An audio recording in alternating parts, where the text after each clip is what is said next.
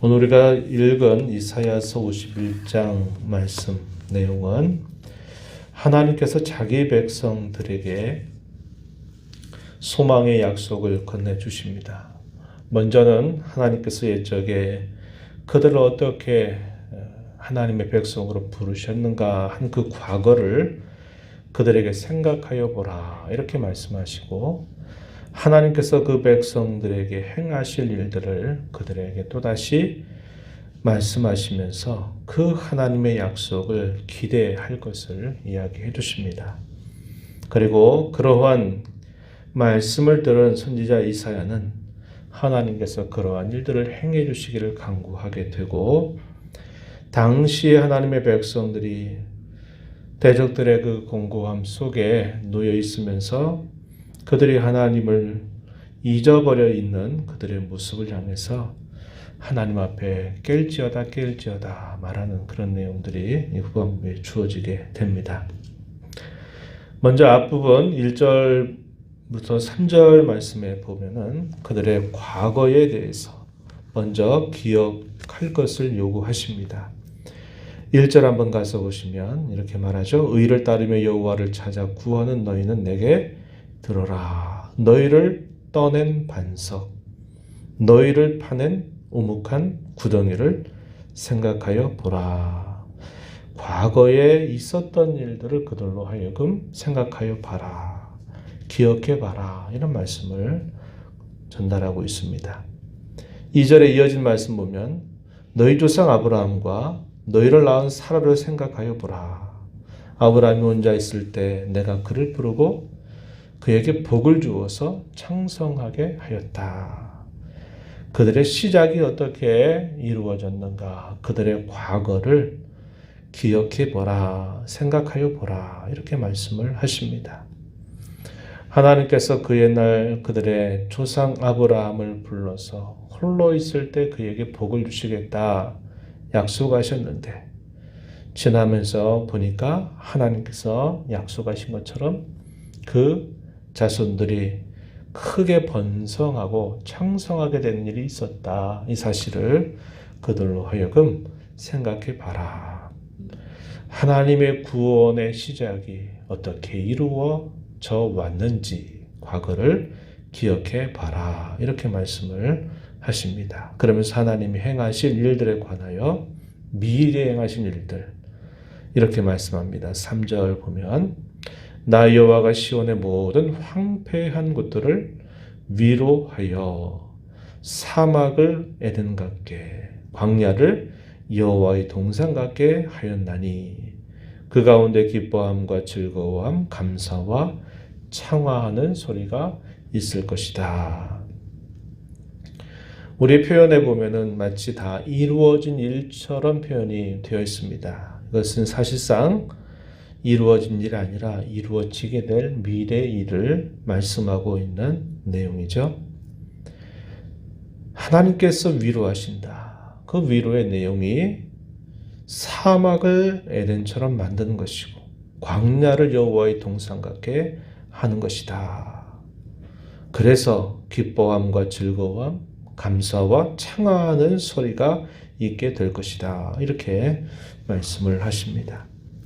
11절 가서도 보면 우리가 이사야서 35장에 읽었던 그 말씀을 다시 또 비슷하게 떠오르게 하는 말씀이 있어요. 11절 한번 보시면 이렇게 말합니다. 여호와께 구속받은 자들이 돌아와 노래하며 시온으로 돌아오니 영원한 기쁨이 그들의 머리 위에 있고 즐거움과 기쁨을 얻을 것이니 슬픔과 탄식이 달아나게 될 것이다. 이렇게 하나님의 백성들에게 하나님께서 행하실 미래의 분명한 약속을 그들에게 기대하라. 이렇게 말씀을 하고 계십니다.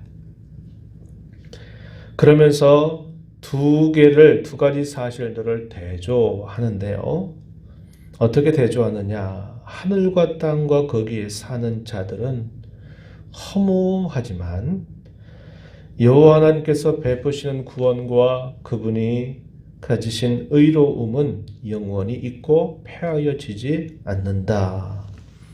그래서 이 세상에 사는 모든 사람들은 허무하지만 우리 하나님은 영원히 살아계셔서 구원과 의를 베푸시는 분이다. 이렇게 말씀을 합니다.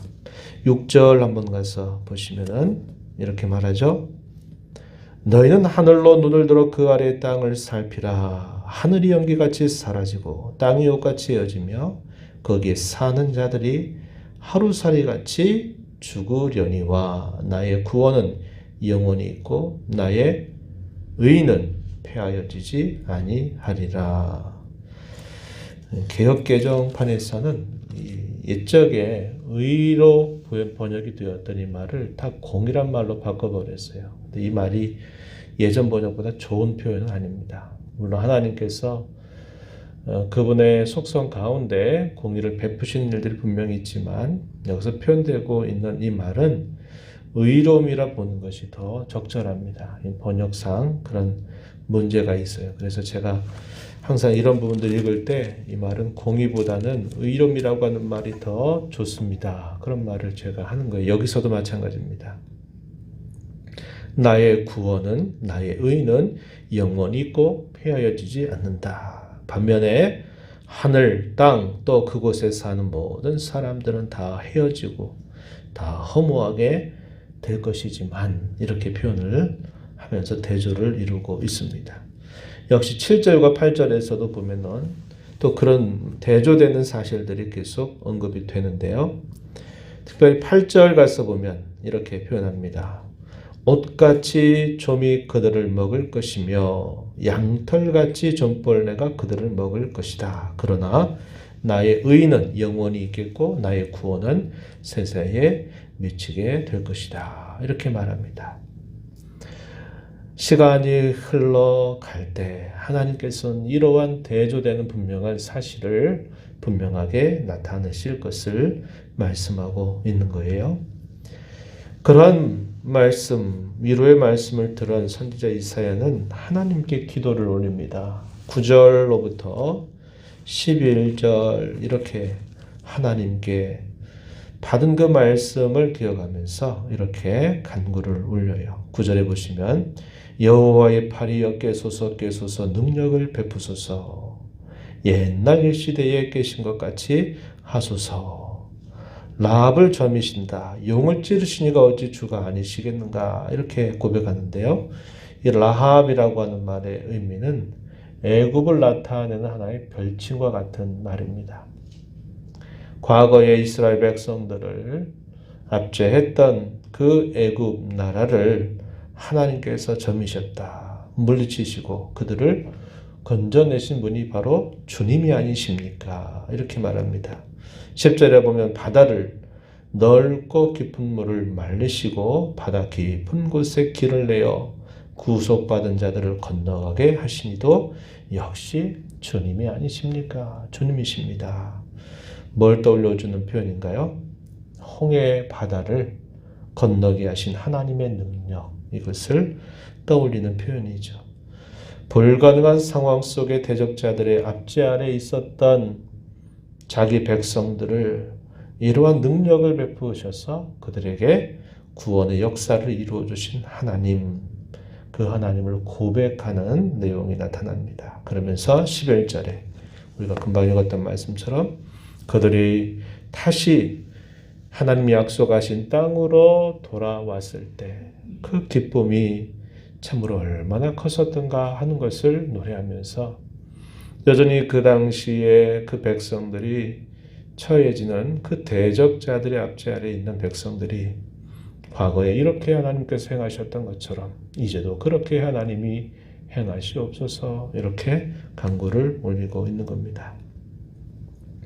하박국 선지자가 하나님께서 장차 그 백성들에게 베푸실 구원의 말씀을 듣고 나서 실족해서 넘어질 뻔했던 그 선지자가 그 하나님의 약속의 말씀을 들으면서 그가 어떻게 기도합니까? 주여 이 일을 수년 내에 부응케 하옵소서. 이렇게 하박국 선지자가 하나님 앞에 기도를 올리죠. 하나님이 이 약속하신 말씀을 수년 내에 이루어 주소서.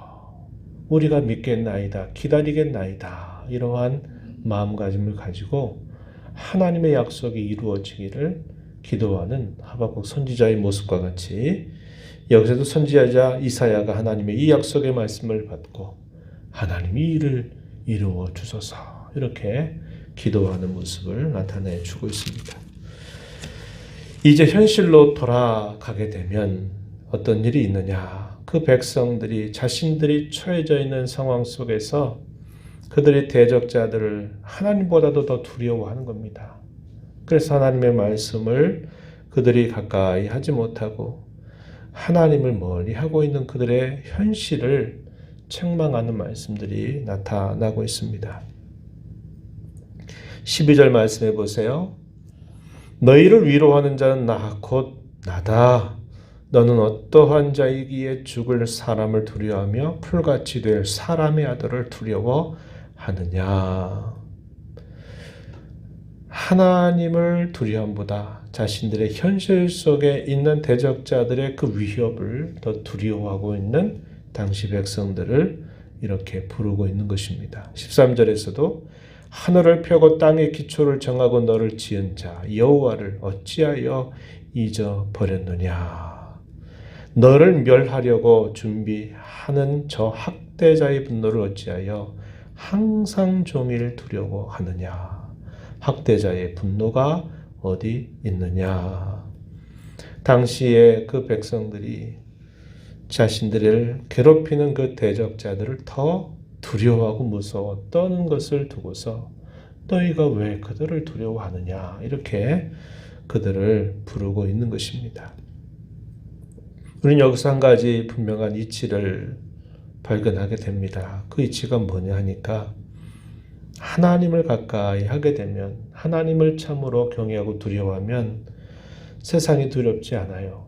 그러나 하나님이 멀어지게 되고 그분의 말씀으로부터 우리가 멀어지게 되면 온갖 상황들이 자신을 두렵게 한다는 것을 우리는 알게 됩니다. 하나님 앞에 겸비하게 마음을 낮추고 하나님을 가까이 모시는 사람은 세상이 두려워지지 않아요. 그러나 반대로 하나님을 멀리 하게 되고 하나님의 손길을 우리가 외면하게 되면요, 이 세상의 온갖 두려움이 우리를 에워싸게 된다는 것을 우리는 배우게 되는 것입니다. 그러한 당시의 백성들을 향해서 뭐라고 말합니까? 17절 보니까 예루살렘이여 깰지어다 깰지어다 일어설지어다 이렇게 말합니다. 이 말은 무슨 말씀일까요? 하나님께로 가까이 나오라고 하는 말씀이죠. 약속하신 이 하나님을 믿고 기대하고 하나님을 가까이 모시고 살아라. 그가 하시는 말씀을 마음의 귀를 기울이고 듣고 하나님의 말씀을 순종하라 하는 이런 요구를 하나님께서 자기 백성들에게 주고 있다 하는 겁니다. 이 하나님의 요구는 오늘을 살아가는 저와 여러분에게도 마찬가지입니다. 오늘 우리 이 말씀을 생각해 보면 우리의 과거에 구원을 받게 된 그 사실, 그 구원으로부터 살아온 지금까지 하나님께서 우리를 어떻게 돌보시고 인도하셨는가를 우리는 항상 생각할 줄 알아야 합니다. 그리고 하나님께서 우리에게 약속하신 영원한 소망, 그것을 우리는 또 우리의 시선을 향해서 늘 기대하고 바라면서 오늘 이 현실을 살아가야 한다는 것을 배우게 됩니다. 하나님의 백성들을 향해서 몇 가지 부르는 칭호들이 있는데 우리가 읽었던 1절에서 보니까 뭐라고 부릅니까? 의를 따르며 여호와를 찾아 구하는 자.